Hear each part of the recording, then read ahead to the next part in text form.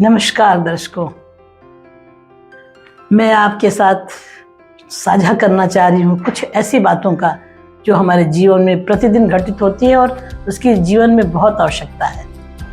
हम लोग बहुत सारे कार्यक्रम में बहुत सारी जगहों पर उलझ जाते हैं और बहुत सारी उलझनें बढ़ जाती है। कभी पारिवारिक होता है, कभी सामाजिक होता है, कभी अपने बच्चों का होता है और ऐसे में हम बड़े उलझे हुए होते। तब मुझे समझ में आपको नहीं आता या हमें नहीं आता कि हम करें तो करें क्या। तो इसी विषय को लेते हुए एक कार्यक्रम हम लोग शुरू कर रहे हैं, उलझन सुलझन और समाधान। अगर हमारी कोई उलझन है तो उसको हम कैसे सुलझा सकते हैं और उसका समाधान क्या होगा। तो सबसे बड़ी बात है कि हमारी बहुत सारी उलझनें अगर हम यहाँ से शुरू करें, अपने बच्चों से शुरू होती है कि हम अपने बच्चे को कैसे बड़ा करें। बच्चे हमारे किस तरह समाज में एक इकाई बनकर एक बहुत अच्छे ढंग से बढ़े हैं। तो आज हम लोग शुरू करेंगे कि हम अपने बच्चों के साथ क्या करें और क्या ना करें। हमारी बहुत सारी उलझनें होती है। अगर बच्चों के छोटे बच्चों को हम देखें या बड़े बच्चों को या कॉलेज जाने वाले बच्चों को, तो सबकी समस्याएं अलग अलग हैं। लेकिन माँ बाप के लिए ये सबसे कीमती उपहार अगर ईश्वर द्वारा दिया गया है वो बच्चा होता है, चाहे वो बच्चा बड़ा हो या छोटा। तो हम लोग ये शुरुआत करते हैं कि अगर हम अपने बच्चे की परवरिश कर रहे हैं, कई बार उलझन होता है कि वो क्या खाए, क्या पहने, क्या करे। तो अगर हम लोग इसको क्रम से लेना शुरू करें कि हम बच्चों में सबसे पहले क्या डालना चाहेंगे, मेरी समझ से और जो दिखती है बातें, हम अपने बच्चों में सबसे पहले संस्कार देना चाहेंगे। अब बात आती है कि बच्चों में संस्कार होगा कहाँ से। संस्कार ऐसी चीज़ नहीं कि जिसे हम कहीं से खरीद कर लाकर और बच्चों को दे दें। संस्कार प्रतिदिन प्रतिक्षण हमारे बच्चों में आता है और वो संस्कार श्रव्य नहीं होकर दृश्य होना चाहिए। इसका मतलब है कि जो हम अपने कार्यविधि में, अपने जीवन में जो कुछ करते हैं, वो हम हमारे बच्चों के, हमारे संस्कार को वो देखते हैं और वो सीखते हैं। तो सबसे बड़ा महत्वपूर्ण बात है कि हम कुछ भी एज ए अभिभावक या माता पिता या समाज के लोग भी हैं, कोई भी कार्य ऐसा न करें जिससे हम बच्चों को सिखाना चाहते हैं और हम खुद करते हैं। तो हमारी ये उलझन आ जाती है कि अब हम सिखाएं तो कैसे सिखाएं। एक छोटा सा उदाहरण, अगर हम चलते हैं सड़क पर तो कई बार हम हाथ में एक छोटा सा कुछ कागज लेकर बाहर फेंक देते हैं। उसका असर हमारे आसपास जितने बच्चे हैं सब पर पड़ता है। वो हम संस्कार दे रहे हैं कि आप गंदगी कहीं फैला दो, लेकिन नहीं। अगर हम घर में भी हैं तो अपने बच्चों को एक यथास्थान कचरा या कुछ भी डालने का एक संस्कार दे रहे हैं ताकि अपने घर की सफाई बनाए रखें। दूसरी बात आती है कि हम कई बार ऐसे शब्दों का प्रयोग करते हैं जो हमें नहीं करना चाहिए। वो नन्हा बच्चा, अगर 2 साल का भी बच्चा है, तो उसका उस पर बहुत प्रभाव होता और शब्दों का प्रभाव हमारे कार्यशैली पर भी होता है। अगर हम किसी को बार बार नकारात्मक बोलते रहेंगे, वह बच्चा जीवन में कभी भी आगे नहीं बढ़ सकता। आप शायद जानते होंगे, जगदीश चंद्र बोस जो थे, उन्होंने 2 पौधे लिए और एक पौधे को नकारात्मक बोला और एक सकारात्मक। जिस पौधे को नकारात्मक बोलते रहे वो पौधा क्या हुआ, कभी अच्छे से वृद्धि नहीं किया, और जिसको सकारात्मक सोच देते रहे वो पौधा अच्छी तरह से वृद्धि किया। तो मेरी ये सोच है कि सबसे पहले हम अपने बच्चों में एक संस्कार देने के लिए एक सकारात्मक सोच दें ताकि बच्चा सकारात्मक ढंग से सोच सके। मान लीजिए हम लोग, बच्चे ने खाना गिरा दिया तो कहीं ना कहीं हम उसको डांट पड़ते हैं, वहाँ ऐसा सही उचित नहीं लगता। हम अगर बच्चे से खाना गिर भी गया तो हमें सकारात्मक सोच देना, ठीक है गिर गया फिर कभी नहीं गिरेगा। तो वो एक बच्चे में सकारात्मक सोच आ गई।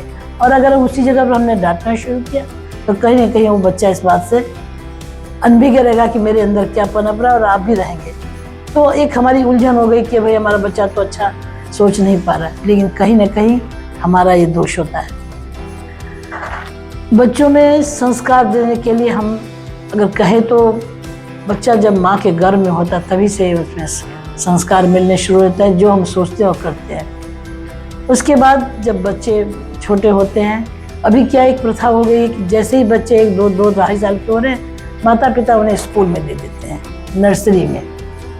नर्सरी में देना अच्छी बात है, आप दें बच्चे को, लेकिन जो सोच, जो आप प्रक्रियाएं या जो कुछ आप दे सकते हैं अपने घर में, क्यों नहीं हम अपने बच्चे को समय देकर वो सोच दें। छोटा नन्हा बच्चा है, घर में हम छोड़ देते हैं, हम अपने कार्यों में लग जाते हैं और बच्चा अपने आप जो भी करता रहता है। और पहले वाली बात भी नहीं है कि परिवार में बहुत सारे बच्चे हो, अभी सभी घरों में 1 या 2 बच्चे हैं। अब बच्चे भी बच्चों से सीखते थे, वो भी हमारे समाज में धीरे धीरे समाप्त होता जा रहा है, क्योंकि हमारे पास 1 या 2 बच्चे और घर में बड़े बुजुर्ग भी नहीं हैं। तो अब हमारी अपनी एक व्यक्तिगत ड्यूटी बनती है, अपना एक ये सरोकार है कि हमें अपने बच्चे को कैसे संस्कारित करना है। अभिवादन एक बहुत बड़ा शब्द है और एक बहुत बड़ा छोटा शब्द भी इसे मान सकते हैं। जब हम अपने बच्चों को अभिवादन करना सिखाते हैं तो कहीं ना कहीं उनमें एक विनम्रता रख देते हैं।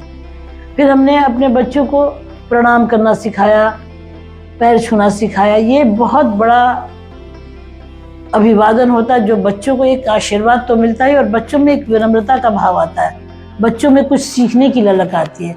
तो मैं आप सभी से अनुरोध करूंगी कि जो सबसे पहला शिक्षक आप हैं अपने घर की, माँ ही सबसे बड़ी शिक्षक होती है और पिता उसके देखने वाले होते हैं।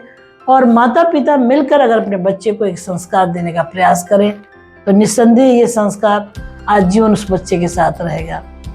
ये तो रही बात संस्कार की, लेकिन छोटी छोटी बातें मूल्य है। जैसे हम क्रोध कर लेते हैं बच्चों के सामने, बच्चे वो धीरे से सीख लेते हैं। तो उस क्रोध को भी हमें अपने नियंत्रण में रख के अपने बच्चों के सामने कुछ भी ऐसा नहीं करना है जो हमारे बच्चे सीखे और हमें ये अच्छा ना लगे।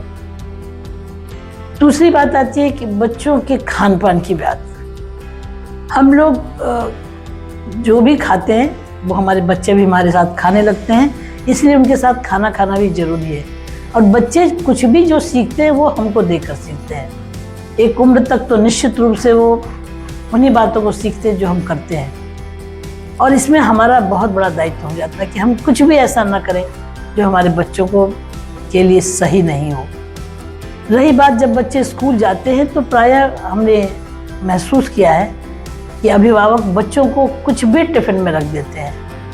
टिफ़िन जो बच्चों का होता है बहुत ही महत्वपूर्ण होता है, क्योंकि वो पूरे दिन स्कूल में जब होते हैं तो उनके साथ वो भोजन जो उनका होता है या टिफ़िन होता है, नाश्ता खाना, वो उनके जीवन में बहुत बड़ा प्रभाव डालता है। कई बार बच्चे के टिफ़िन में छोटा सा मैगी आ गया या थोड़ा स्नैक्स रख दिया, ऐसा नहीं होता है। मैं तो आपसे आग्रह करूँगी बच्चों के लिए जो 2 टिफ़िन दे, एक छोटा टिफ़िन एक बड़ा टिफ़िन। छोटे टिफ़िन में आप स्नैक्स वगैरह दे सकते हैं और बड़े टिफ़िन में उनके लिए भरपूर आहार चाहिए। पराठा सब्जी हो, रोटी सब्जी हो, भुजिया हो या कचौरी हो या आलू का सब्जी हो, और उसके साथ आलू की कचौड़ी हो, जो भी आप पसंद करता है बच्चा आपका दीजिए। लेकिन इस बात का भी ध्यान रखें कि बच्चे को प्रतिदिन 7 दिन का आप एक मेनू बनाएं और बच्चे को बदल बदल कर रोज टिफ़िन दें। एक ही खाना बच्चा रुचिपूर्ण नहीं खाता है। कई बार हमने बच्चों को देखा है बस से अपने टिफ़िन को फेंकते हुए। कारण क्या है कि घर में जाने के बाद मम्मी डांटेंगी, टिफ़िन खाया नहीं, तो बच्चे ने या तो अपने मित्र को खिला दिया या वो बस से फेंक देता है, क्योंकि घर में डांटने पड़े और बच्चा बेचारा भूखा रह जाता है। तो मैं आप लोग से आग्रह करूँ, एक हमारी बहुत बड़ी सुलझन होगी और बहुत बड़ी उलझन होती है आप अभिभावक की कि हम बच्चे को टिफ़िन में दें तो क्या दें। आप 7 दिन का अपने बच्चों के लिए टिफ़िन का बना लें और उनको हर दिन नया नया टिफ़िन दें।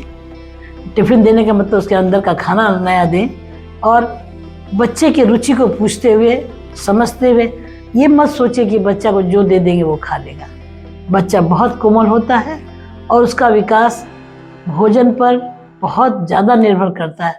और बच्चे अगर आप उनके साथ खाएंगे जो अगर उन्हें पसंद भी नहीं है तब भी खा लेंगे, क्योंकि बच्चे सीखते हैं देखकर।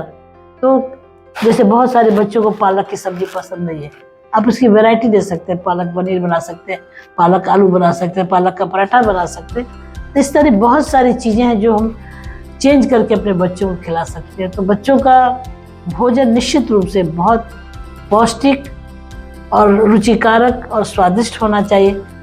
उसमें पैसे तो बहुत नहीं लगेंगे, लेकिन थोड़ी आपकी सूझबूझ से वो उसका टिफ़िन, उसका खाना दोपहर का बहुत अच्छा हो सकता है। ये रही बातें बच्चों के खाने के लिए, और आज हम लोग यहीं समाप्त करेंगे। नमस्कार। आप इस बात का हमेशा ध्यान दीजिए कि बच्चे वही करेंगे जो हम करते हैं। तो कृपया अपनी बातों पर परेशान न हों, उलझे नहीं। अगर कोई समस्या है तो निश्चित रूप से आप हमें लिख सकते हैं, बता सकते हैं और हम आपसे परामर्श कर सकते हैं।